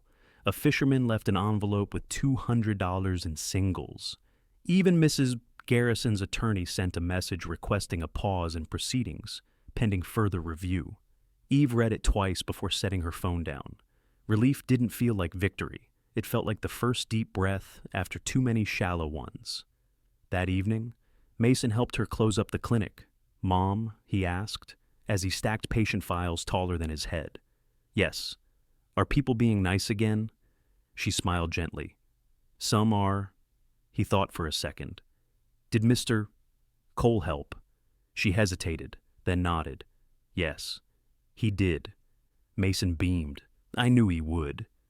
As they walked to the car, the last light of day stretched long across the parking lot, golden and forgiving. Eve looked up at the fading sky and thought about choices how daylight didn't fix everything, but it did make lies harder to live under. Somewhere across town, Cole was probably in another meeting, defending his decision to the people who measured worth by quarterly reports. He'd chosen the truth anyway, knowing what it might cost him, and she had chosen not to hide. It wasn't romance that tied them now, but something deeper, more enduring, the quiet courage of 2 people who refused to look away. When they finally did meet again, she knew it would be in daylight. By the time dawn rose over Portland, The air outside the Cumberland County Courthouse smelled faintly of salt and early rain. It was 68 degrees, though it felt colder in the marble hallway where Eve sat waiting, fingers locked around a paper cup of coffee gone cold. Her lawyer, Mary Ann Turner, stood beside her, reviewing notes with the quiet precision of someone who'd spent too many mornings in rooms like this. "They'll start with the article," Mary Ann said gently. "They always do. Don't let it rattle you. You answer only what's asked." Eve nodded, her throat dry. The words sounded simple, but nothing about this morning was simple. Down the hall, Mrs. Garrison arrived in a cloud of perfume and pearl earrings, her posture regal, her expression carefully composed. At her side, a gray-suited man with an immaculate tie carried a folder thick with printed screenshots. Eve looked away before their eyes could meet. At 9:00 a.m. sharp, the bailiff opened the door. The courtroom was smaller than she'd imagined, intimate, almost claustrophobic. Pale wood benches, high windows filtering weak sunlight, the faint hum of the old ventilation system. Mrs. Garrison sat across the aisle, whispering to her attorney. Eve could see the edge of the blog photo sticking out from his file, a grainy image that had somehow become the axis of her life. The judge entered Honorable Mary Ann Keller, mid-60s, with reading glasses perched low on her nose and a gaze that saw through posturing like X-ray film. She began with the ritual phrases, case number, petition, representation. Then the lawyer for Mrs. Garrison rose. "Your Honor," he began smoothly, "we are here out of concern for the environment surrounding the minor child, Mason Hart. Recent media coverage has raised legitimate questions about the stability and propriety of the respondent's choices." He held up the article, the photo, the words that had followed her like shadows. "This," he said, "illustrates a pattern of blurred boundaries and potential neglect of judgment." Mary Ann stood calmly. "Objection to characterization." "Noted," the judge said, without looking up. The lawyer continued, undeterred. "Our client does not seek to remove custody merely to ensure a more structured visitation schedule with oversight." Eve felt her pulse in her wrists. Oversight. Such a clean word for intrusion. When it was Mary Ann's turn, her voice carried the crisp authority of truth wrapped in patience. "Your Honor, what we have here is not instability. It's community service. The respondent directs a rural health clinic that operates on donations and goodwill. The man in that article is one such donor, not a scandal. Do you have evidence?" the judge asked. "We do," Mary Ann said, motioning toward the small gallery. A man in a thick fisherman's sweater rose awkwardly. His hands were rough, fingers stiff from decades of rope burns. "State your name," the judge said. "Frank Dillon." "Ma'am," he said, "lobsterman out of Harpswell. And what is your relationship to the respondent?" "She patched me up last winter when a winch cable caught my hand. Stitched me herself in the clinic after hours. Didn't charge a dime. Her kids sat in the waiting room, eating crackers till midnight." He looked toward Eve, embarrassment softening into gratitude. "Don't know much about headlines, but I know good people when I see 'em." Mary Ann nodded. "Thank you, Mr. Dillon." Next came a young woman, barely 20, her voice shaking but eyes steady. "She sat with me all night when my baby wouldn't breathe. My husband was offshore. I don't know what would have happened if she hadn't stayed." "Would you describe the respondent as responsible?" the judge asked. The girl nodded fiercely. "More than anyone I've ever met." When the witnesses stepped down, the room fell quiet except for the scratch of the judge's pen. Mrs. Garrison's lawyer shifted, his confidence dimming. "Your Honor, we still believe the child's welfare requires careful consideration." The judge raised a hand. "We'll hear from the child privately." The bailiff nodded, and a few minutes later, Mason entered, guided by a court officer. He wore his best plaid shirt and the nervous expression of someone who knew adults were about to make something too big out of something too small. The courtroom emptied slightly, just the judge, the clerk, and the child. Eve waited in the hallway, her heart pounding so hard it felt audible. Inside, the judge smiled gently. "Hi, Mason, I'm Judge Keller. How are you today? He shrugged. Okay. You know why you're here? 'Cause people think my mom's in trouble. Well, she said kindly, we just want to make sure everyone's okay. You can tell me anything you want. There are no wrong answers. He nodded, swinging his legs nervously. Okay. Do you feel safe at home with your mom? Yes. Does anyone ever make you feel scared or uncomfortable? He shook his head. No. Just sometimes when grown-ups yell about stuff they don't know. The judge smiled faintly. That happens to all of us. She glanced at her notes. And this man, Mr. Cole Whitaker. Do you know him? Mason brightened a little. Yeah. He taught me about tides and how to tie shoes right. Do you like him? He thought for a moment. He listens. The judge tilted her head. Listens like my mom does, Mason said simply. When I talk, they both look like the world stops for a second. That makes the loud part in my head quieter. The judge sat very still. That's a beautiful way to say it. He shrugged again. It's true. When he left the room, she smiled and said, You're a brave boy. Mason. Thanks, he whispered, before trotting down the hall toward his mother. 20 minutes later, everyone reconvened. The judge cleared her throat, removing her glasses. I've reviewed all statements and testimonies, she said.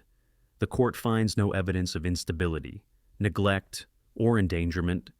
The existing custody arrangement remains intact. Additionally, I am issuing a warning against further harassment or unfounded petitions. Mrs.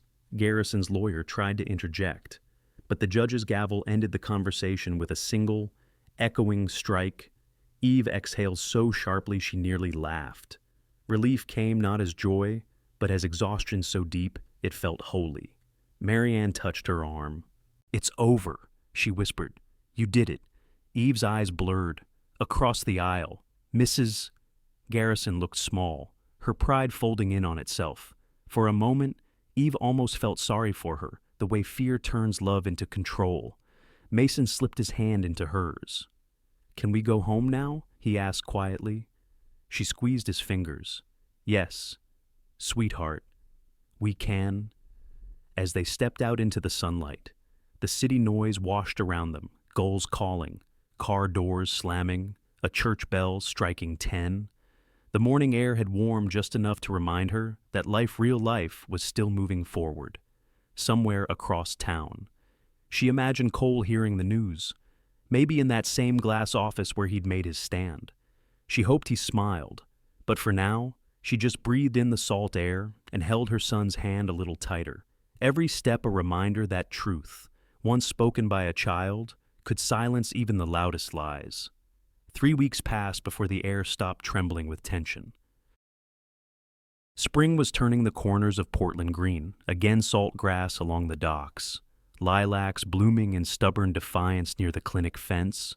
The headlines had faded, the whispers too. Life, as it always does, quietly began to rebuild itself. Eve still worked the long hours, still answered every call, but something in her had softened like a sail, finally catching the right wind after months of drifting. That Tuesday morning, she was in her office reviewing vaccine logs when Nora appeared in the doorway. Cheeks flushed. You have visitors, she said. Patients no. Board members? Nora replied, from the Mariner Health Foundation. They said you'd want to meet them in person. Eve froze, pen hovering midair. They're here. Nora nodded. All of them, I think. One's wearing overalls. Eve straightened, smoothing her blouse with nervous fingers. Send them in? They arrived like a living patchwork of the town itself. First came a man with hands rough as rope and eyes bright with mischief. Ben Harker, he said, extending a calloused hand. Used to run the shipyard down by Casco Bay till my knees gave out. Now I build dollhouses. Less profit, more peace. Then a woman with a gray braid and a tote bag full of papers. Lois Peterman, she said. I taught third grade for 32 years. I used to teach your son's art teacher. And finally, a woman in a Navy diner apron that still smelled faintly of coffee and maple syrup. "Kathy O'Neill," she said. "I run the Dockside Diner on Commercial. If you've ever eaten pie after midnight, you've probably met me." Eve blinked at them, bewildered. I don't understand." Ben smiled. "You're wondering why we're on your board." She nodded, half laughing from disbelief. "Well," Lois said, settling into a chair, "when the foundation started, it wasn't just Cole's idea. It was his brother's dream. His brother Ryan," Kathy said softly. "He was our neighbor's boy. We all knew him. Good heart, smart kid, the kind who'd fix your outboard motor and refuse payment. After he died in that boating accident, a bunch of us wanted to honor him somehow. We raised what we could, about 12 grand back then. Cole matched it. The rest grew from there." Eve stared at them. "So the grant, the one that saved the clinic, came from all of us," Ben said, his smile lopsided. "Cole just made it possible to give quietly. Didn't want folks like us feeling small about small checks." Lois adjusted her glasses. "He told us once that the best help is the kind that doesn't change how people look at you afterward. I think he learned that from his mother." Eve felt her throat tighten. "He never told me." "He wouldn't," Kathy said gently. "He said he didn't want gratitude to get tangled up with affection." For a moment, the only sound was the ticking of the clinic's wall clock and the faint hum of the refrigerator where the vaccines were stored. Eve swallowed hard. "You mean he thought if I knew the truth you'd feel indebted?" Ben finished. "And he didn't want that. He just wanted the clinic to stay open." Lois smiled, her eyes kind. "He's stubborn about doing the right thing the wrong way." That made Eve laugh, a small, shaky sound. "You sound like you've known him a long time." Kathy chuckled. "Long enough to know when he's pretending to be fine." Ben leaned forward, elbows on his knees. "He doesn't talk about Ryan much, does he?" "No," Eve admitted. "Only once." "Then you're already ahead of most," Ben said. They stayed for nearly an hour, telling her stories she'd never heard. About the first scholarship the foundation gave to a dock worker's daughter. About the anonymous donations that kept a food pantry alive through 2 brutal winters. About the night Cole stood in a rainstorm fixing the roof of the diner because Kathy couldn't afford a repairman. Each story peeled back another layer, until the image she'd built of him, the self-contained CEO, all precision and control, was replaced by something far humbler. A man stitched together from other people's hopes. When they rose to leave, Lois touched Eve's hand. "He's not a savior, dear. Just someone who remembers what it felt like to be saved once." Eve's eyes stung. "Thank you," she whispered. Ben grinned. "If you really want to thank us, come by the diner Saturday morning. We're having the spring fundraiser. Bring that boy of yours. He can sell raffle tickets." "Deal," Eve said, smiling through the blur. That evening, she closed the clinic early and drove down to the pier. The water shimmered bronze under the setting sun, calm and wide, as if it too had been holding its breath. She found Cole sitting at the edge of the dock, jacket off, sleeves rolled, watching the horizon. "You found out," he said quietly, without turning. "Yes," she said. "I was going to tell you eventually," he added. "Just didn't want you to think the grant meant you owed me anything." "I don't," she said, "but I do owe your brother." That made him glance at her. She smiled faintly. "And a shipwright, a teacher, a woman who makes the best pie on Commercial Street." He laughed softly, shaking his head. "They told you everything, didn't they?" "Everything that mattered," she said. He looked away again, toward the tide. Ryan wanted that foundation to help people who fall through the cracks. He believed small kindnesses could keep someone afloat long enough to swim again. Eve stepped beside him, folding her arms against the evening chill. "He'd be proud," she said. "Maybe," he murmured. "But some days, I think I built it more for myself than for him." To fix the part of me that didn't save him, Eve's voice softened. "You can't build your way out of grief. Cole." "I know," he said, "but you can build something that holds it." For a while, neither spoke. The water lapped gently against the wood, a rhythm both ancient and forgiving. Then Eve reached into her pocket and pulled out Mason's little compass, its glass face scratched from play. She set it on the railing between them. "He still carries this everywhere," she said. "Says it points to where the good people are." Cole smiled, eyes bright with something unguarded. "Smart kid. He learned that from you." He shook his head. "No, from you. I just helped him see it." The tide whispered below, rising inch by inch. The sun slipped lower, setting the harbor aflame. Eve breathed in the salt air and let herself feel it all, the gratitude, the ache, the relief that the world was larger and kinder than she'd believed. When she finally spoke, her voice was quiet but certain. "You don't have to stand alone in daylight anymore." He looked at her, eyes soft, voice barely a murmur. "Neither do you." The sky turned gold, then rose, then blue again. For the first time in months, Eve didn't feel watched. She felt seen. The summer night hummed with the kind of warmth that carries memory in its air, laughter spilling through open doors, the faint smell of cedar polish, strings tuning softly before the music begins. Eve stood at the threshold of the same ballroom where everything had once begun. Table 12 still sat near the service doors, a little crooked in the shadows, though tonight it gleamed with fresh linens and centerpieces of wildflowers from the coast. The banner above the stage read, "Portland Community Clinic, keeping hearts beating since 2015. The fundraiser had drawn half the city: donors, nurses, old fishermen, teachers. The harbor lights blinked through the tall windows like gentle applause. Eve smoothed the hem of her navy dress, borrowed but beautiful, and tried not to think about how surreal it felt to be back here. Nora hurried up with a clipboard. "You ready?" she asked, grinning. "Your opening speech is in 20 minutes. Eve smiled, half nervous. "Remind me again why I agreed to talk in public. Because you're the only one who makes people cry and open their wallets." Nora said, "It's your superpower." Eve laughed softly. "That's one way to put it." Her laughter caught when she noticed the far door open. Cole. He walked in quietly. No entourage this time, no flash of cameras. Just him in a dark suit, a few minutes late, as if by design. His tie was slightly loosened, his expression calm, content, even. He scanned the room once and then, deliberately, made his way toward table 12. Eve felt her pulse quicken. He stopped beside her, eyes gentle with the kind of familiarity that no storm had managed to erase. "You picked the good seat," he said. "It has a view," she replied. "Of the dessert table, of the door," she said, smiling. "Always good to know where the exits are." He chuckled, low and warm. "Old habits die hard. I learned from the best." For a moment, they just stood there, two silhouettes framed by the golden light of chandeliers and the faint shimmer of the sea beyond the glass. The same place, but different hearts. He gestured to the ballroom. "You did this." "We did." She corrected.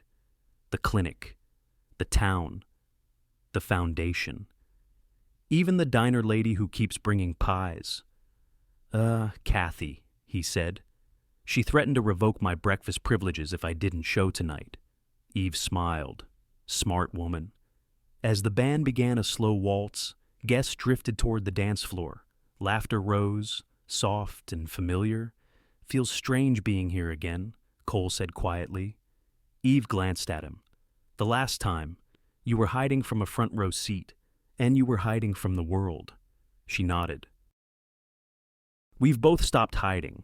I think, mostly," he said, a smile tugging at his mouth. He looked around, then back to her. "Do you ever think about that night?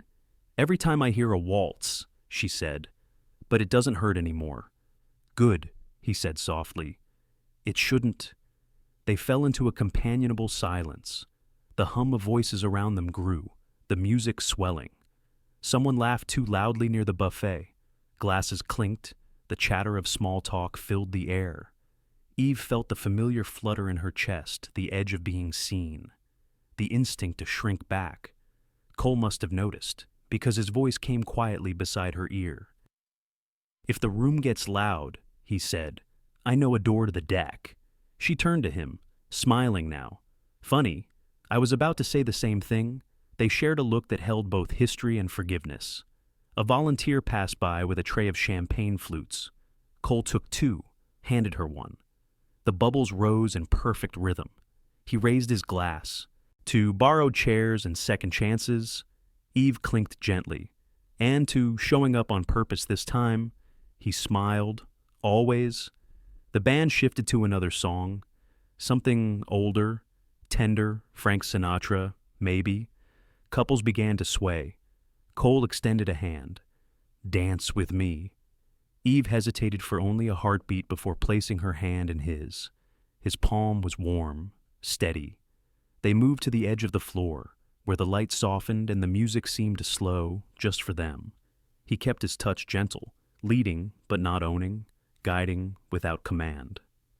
I'm not very good at this, she murmured. Neither am I, he said. But I like learning with you. She laughed quietly. You always say things like that, like they belong in a book. Maybe they do, he said, but I'd rather keep them here.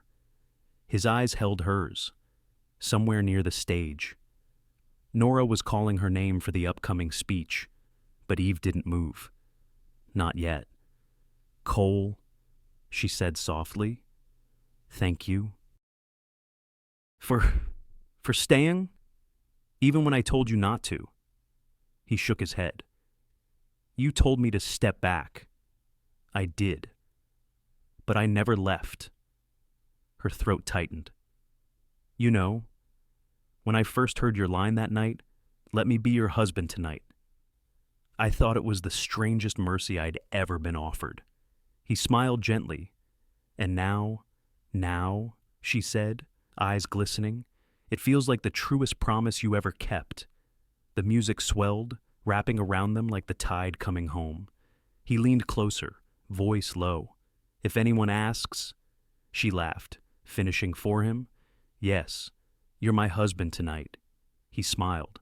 The difference is, I mean it this time. Her breath caught. For a second, the world seemed to pause, the chandeliers flickering like captured stars, the murmured joy of strangers, the scent of salt drifting through the half-open doors. Then she rested her head lightly against his shoulder, eyes closed, feeling the steady rhythm of his heartbeat beneath her hand. It wasn't the kind of love that asked for rescue anymore. It was the kind that arrived after all the storms, quiet and patient, with the tide. When the song ended, they didn't move right away. Outside, the harbor lights blinked against the glass. Inside, the applause for her upcoming speech began to rise. Eve smiled, pulling back slightly. Looks like I have to go.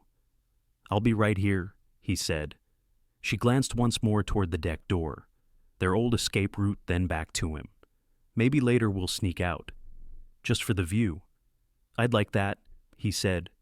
And as she walked toward the stage, his eyes followed, not as a man watching from the sidelines, but as someone who finally understood that love, real love, is choosing to stand in the light, even when the whole room is watching. By the time the fundraiser ended, the ballroom had emptied into laughter and the slow shuffle of chairs being stacked. The scent of wax and wine lingered in the air.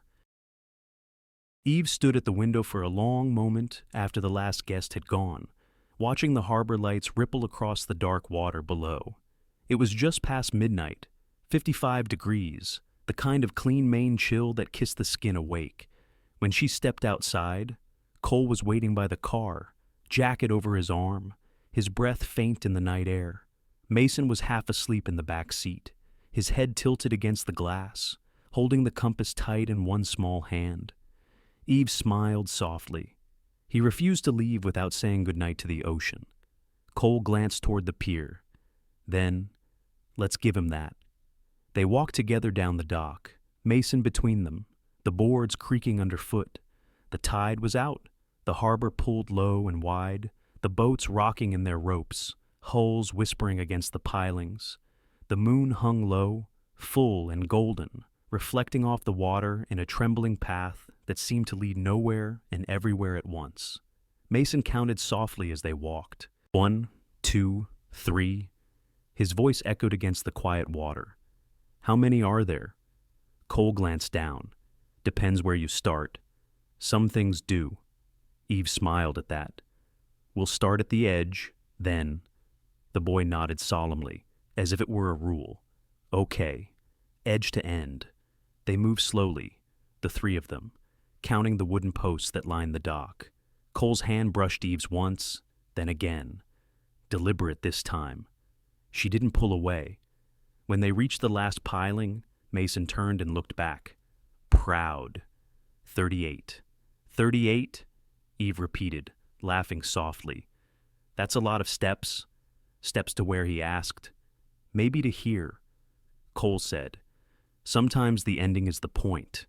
Mason frowned, thinking hard. That's weird. Cole grinned. That's life. The boy laughed, and Eve felt something ease inside her, a knot she hadn't even realized was still there. The laughter, the night, the small, ordinary warmth of standing together, it all felt earned, like breath after surfacing from a deep dive. They stood quietly for a while, listening to the sound of the tide tugging at the ropes. The harbor never truly slept. It just softened. Eve turned toward Cole. Can I ask you something? Anything. When you said that night, let me be your husband tonight. What did you mean by tonight? He looked at her for a long moment, eyes reflecting the moonlight. Back then I meant safety. I meant pretending long enough for people to leave you alone. And now, he smiled faintly. Now, I mean the kind of tonight that keeps showing up every time we choose to stay. Her throat tightened, not with tears this time, but with the ache of being fully understood. Mason leaned over the railing, peering into the black mirror of the water.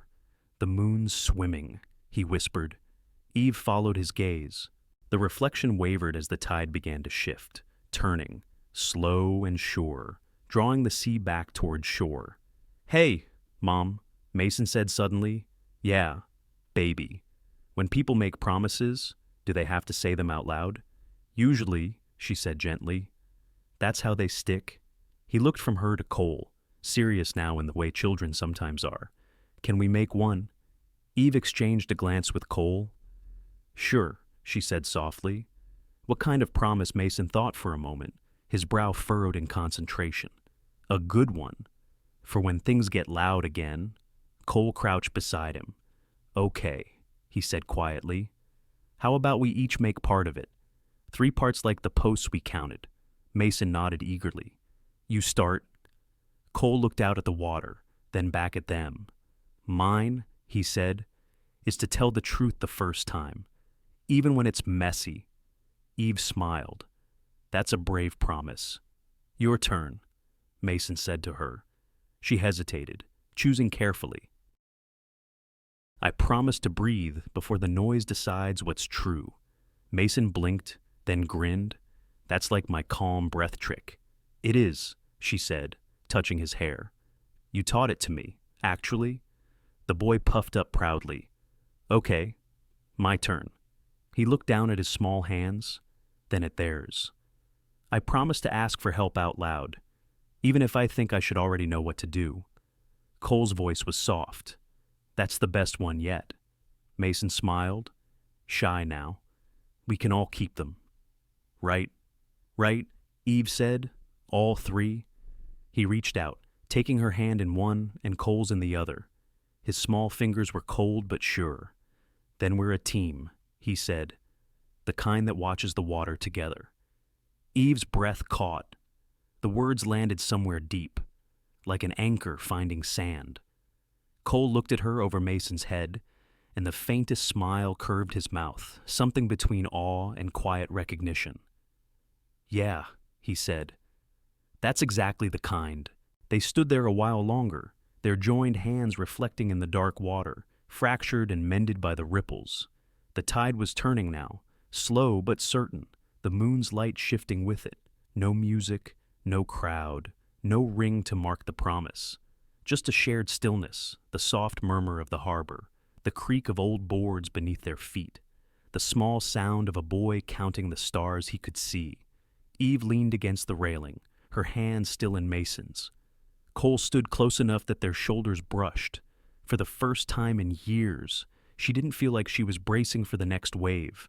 She felt like part of the rhythm itself, steady, inevitable, alive. Mason yawned, his voice already slipping towards sleep. "It's moving," he murmured, watching the water. Eve smiled. "It always does." Cole's voice was barely above a whisper. "So do we." They stayed until the moon climbed higher, until the dock lights flickered and the water beneath them began to rise again, slow, certain, unstoppable. Not a fairy tale ending, just a lived-in vow, sturdy as the tide. Sometimes, healing begins where we least expect it, not in the grand gestures or perfect moments, but in the quiet ones where someone simply stays. Eve and Cole's story reminds us that kindness doesn't always arrive with promises. Sometimes it shows up as understanding, as patience, as the courage to tell the truth even when it's messy. We all carry storms, memories that ache, mistakes that echo. Yet life keeps offering second tides, gentle and certain. If we're brave enough to meet them, maybe love isn't about rescuing someone or being rescued. Maybe it's about standing beside another soul when the room grows loud, when the world misjudges, when the easy thing would be to leave. And when we do, we learn that grace is not a miracle. It's a practice, a steady, everyday choice to keep showing up, together, even when the water turns cold. Thank you for being here with us, for listening, feeling, and walking through this story until the end. Every like, every share, every subscribe isn't just a number. It's a small act of kindness, a way of saying that stories about empathy, courage, and second chances still matter. Your support helps us keep telling the quiet, human stories that remind us who we are and who we can become. From all of us at Shining Stories, thank you for helping the light reach a little farther.